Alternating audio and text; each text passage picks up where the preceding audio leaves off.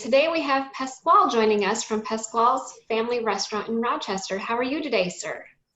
Great. Thank you so much for having me. I appreciate it. Yes, thank you for taking the time. As we said, this is really a learning opportunity for students to go into careers and figure out what they want to do. So could you tell us a little bit about your business?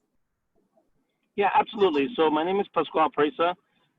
From Pasquale's Neighborhood Pizzeria in Rochester, Minnesota. We actually opened up our first restaurant, just pizzeria style, New York style pizza in November 2016. And we're going on 4 years. And about 2 months ago, we opened up our second location across from St. Mary's called Pasquale's Express, where we realized that with COVID-19 coming and full-fledged here, what can we do to continue to grow in the midst of obviously some tough times for other restaurants, right? So I sat back and I said, you know, people want very basic stuff. So we opened up something with a window, kind of a ordering process, and there's minimal contact. So that's our second location. Our pizzeria is obviously authentic with top ingredients. You know, I was born in Italy. I grew up in New York, in the Bronx, and I've learned the trade from my parents, my mom, and also from people from Naples, where pizza obviously originated from. Awesome. So what brought you to Rochester to open such a business? Well, so in 2010, I was brought here to run 4 hotels downtown, the Keeler properties, as the executive chef. I am a graduate of the Culinary Institute of America, so I'm not just a pizza guy. I started out as a pizza when I was 11 years old as a dishwasher and learned the trade, and that kind of got me excited. And learning it from my mom and learning it from friends and family that are from Italy, it always kind of stuck with me. You know, I'm the youngest of 4 boys, so my parents moved back to Italy when I graduated high school in 1992, and I decided to come back on my own and got accepted to the Culinary Institute of America. So that got me to travel the country, travel the world. I worked in various amazing resorts from Hawaii to Orange County, California, to Pennsylvania, to New York, to Boston. So what brought me here was to be an executive chef to run the property of the Keelers. Very cool. So in regards to being a chef versus owning your own restaurant, why did you decide to go down that road and not just work for somebody? Can you tell us that difference? Well, I worked for someone for 20 years. And by working with them, what I did was I learned the business trade of it, you know, the business, you know, products of what, you know, they do, the marketing they do, stuff that they do. So it kind of helped me get ready to really, you know, to be an entrepreneur slowly, you know. Sorry. So as an entrepreneur, you obviously started your own business. Did you take then some coursework to teach you to be an entrepreneur, or did you have those skills ingrained in you already? Well, no, actually. So as an entrepreneur, it's kind of like you sink or swim, right? And at the end of the day, not that I wanted to sink, but I wanted to swim, and I wanted to swim like Michael Phelps, you know, strategically, understanding what marketing is about, because I worked in hotels that are all about that, right? So I worked in hotels that, you know, are totally, you know, the top of the line. You're talking about the St. Regis, the Westins, you know, you're talking about Hyatt's, you know, world-renowned, you know, hotel chains that hire the best people to work for them. So I was one of the top people working for them, and I learned, you know, the secrets of what they did, right? So I applied a lot of that through working for them to our business, you know. And then when you have opportunities to do things on your own, you know, you can probably throw 10 things up. We always say throw a handful of spaghetti on the wall and see what sticks there, right? Well, for me, it's throwing 10 ideas and see what really works. And if one doesn't work, it's okay. If 2 doesn't work, it's fine. But at least, you know, 5, 6, 7 out of 10 will work, right? So that's the beauty about being an entrepreneur is you got to be 100% in it, or you're always going to be stuck in a cubicle and just do basic work and live a basic means, you know, and can't live like that, you know? Yeah, that's a good description. So being an entrepreneur, is there a lot of competition for pizza business, or do you feel like it's a good market and you have advancement opportunities? You opened a second one. Yeah, so for me, you know, again, being an entrepreneur is really interesting because, you know, it never stops. There's always something to do. There's always something, you know, that you have to be innovative and creative. And if you can't do that, then, you know, you can't be an entrepreneur, you know? So being an entrepreneur is you're taking every level of your business to it's extreme. Like you just can't be repetitive. If you want to be repetitive, you can certainly buy a franchise and do what they tell you, right? And then you can't think. All you're doing is doing. So that's boring, you know? And for me, I'm not one that wants to just have a basic kind of like a basic life. I want to have you know, we have one chance and let's make it the best, right? So if an opportunity comes, let's explore every opportunity. Let's do whatever we can to be the best at what we do. Because at the end of the day, if we don't get that chance, then, and we don't do it, what's the point, right? So I also, for example, you know, we came to America with my family. And when we came here, my parents don't speak English, but they came here for a better life, right? So for a better life, what we realize is what can we do to grow our business better, right? What can we do to grow as people better? So my father, at 47 years old, came to America not speaking English. He opened up his own masonry business, right?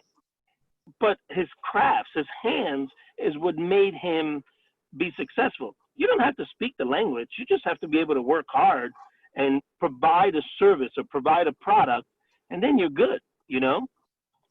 Mm-hmm. Yeah, you've talked a lot about your passion and your innovation to be able to be an entrepreneur, so I appreciate that. Right, right.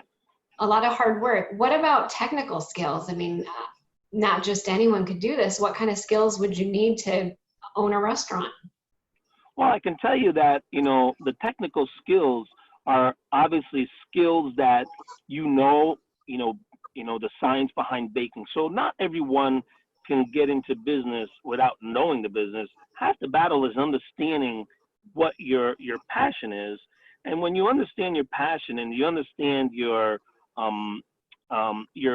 goals, right, of what you want to accomplish from that passion, you're going to learn a lot of trial and error, and you're going to obviously be good at something. So like an electrician is going to be good at being an electrician, right? A plumber is going to be good at being a plumber. Like you just don't go and become a plumber and say, I know how to be a plumber, right? So as a chef, you just can't go in the kitchen and say, I'm here to cook.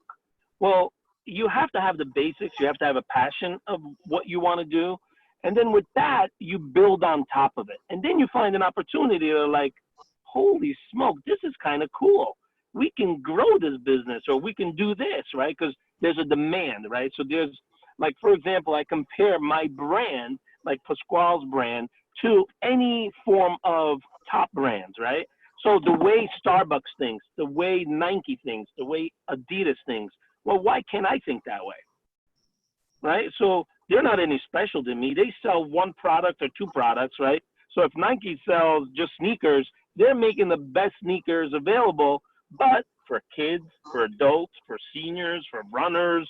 So if I make the best pizza, then why can't I make a frozen pizza, strombolis, calzones? Like out of one dough, that's what I do. So that's what happens, right?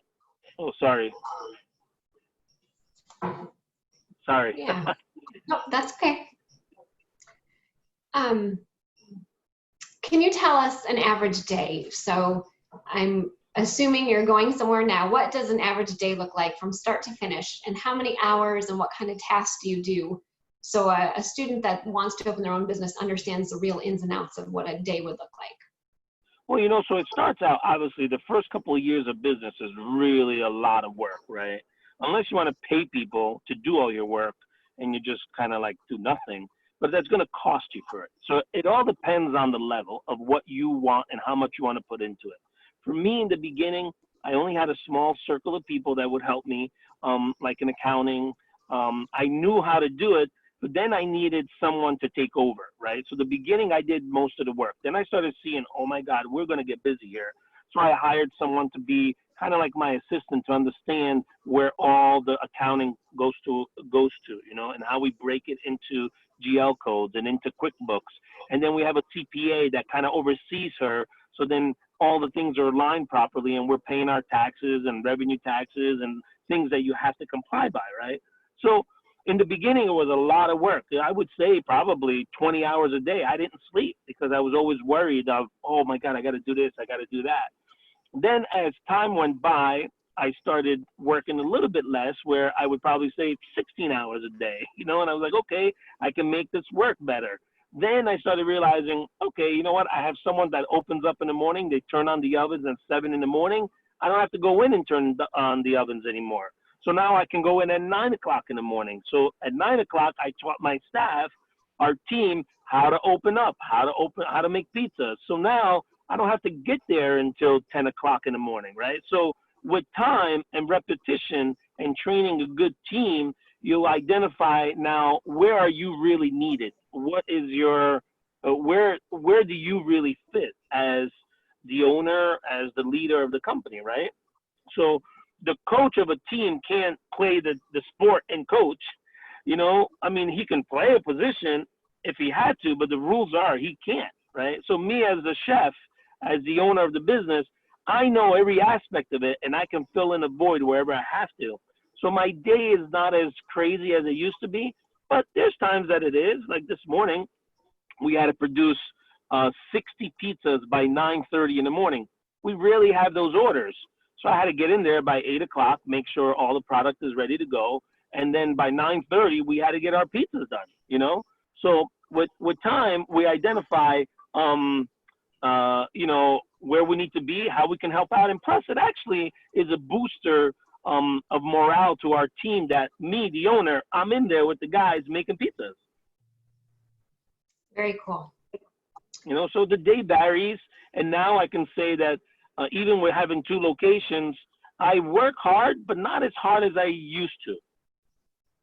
And how long have you had the business open when you say as hard as you used to? So it took 5 years to not work that hard? We're now, we're going to be 4 years in November. So even with COVID, we had to adjust the way we had to do things, and we were working longer hours, but right away we figured out a way to handle the business. And, we're working, I try to take off on Sundays. On Mondays, one of the restaurants is closed, the main restaurant, and the other small one is open. And I go in, I check in on them, I see how they're doing. I may go in twice, and then I head out. But I'm in there 15 minutes because I trust the guys. I pay them well. They do a good job, and they don't want to be babysat. They want to be able to be empowered to do their job. And that's what helps me now kind of start thinking strategically, what is my next opportunity? Now we're working on frozen pizzas in all the Hy-Vees. So I'm in all Hy-Vees in Rochester. And now they're asking me from Austin, from Dodge Center, from Winona, like they're asking me for pizzas. So now I have my thinking cap on, okay, now I need to go to another company to produce my pizzas the way I want them, right? So now it opens up a whole new level of business. I can't be behind the counter making pizza. It's either I grow my business or I stay still and just die in my one role. And I don't want to do that. Very cool. Sounds like you're very, very busy. Yeah. For a student that is thinking either junior and I have a year of school left, what classes should they take if they wanted to be an entrepreneur or work in a restaurant? And then what piece of advice would you have for them? Well, I can tell you is that, I failed to do this when I was in high school. I decided to just take my basic classes and go to work. Now they offer a lot more. So I would definitely say you got to learn a little bit of computers, so learn a little bit Excel spreadsheets, how to work on Word, how to work on a computer, right? So that should be pretty easy. understand marketing, the basics of marketing, because if you have a product, you got to know who your audience is, right? So marketing can teach you certain platforms, but they're not going to teach you who to go after, right? So that comes with experience of like, how do I get my product out to the consumer? So marketing, you need to know the basics. You need to know basic accounting. So you have to know like how much a product costs. So if a pizza costs you, whatever, $4, what can you sell it at? How do you check your comp set? So you're not driving yourself out of the market. You want to be competitive with a Domino's, with a Toppers, and Papa Murphy's. Even though they have different quality, they have major money behind them. They work on small profit. So you got to be able to know, if I'm going to go into that market, I'm going to compete with these guys, and I'm going to go after them because I want to put them out of business, right? So it's not that I don't like them, is I got to survive, and that's the dream. America is about, the opportunity of what one can bring. So if I'm going to bring a good product, and I have to have competition, and I have to be able to compete with them, So you have to understand marketing, you have to understand accounting, you have to understand, a little bit of computers, and then, the most important thing is, a little bit of how can you be an instrumental leader, not a worker and a doer. You have to be able to differentiate yourself from a leader to a doer, because a doer just works. A leader thinks, works, and advances, right? So you have to be able to advance and look ahead.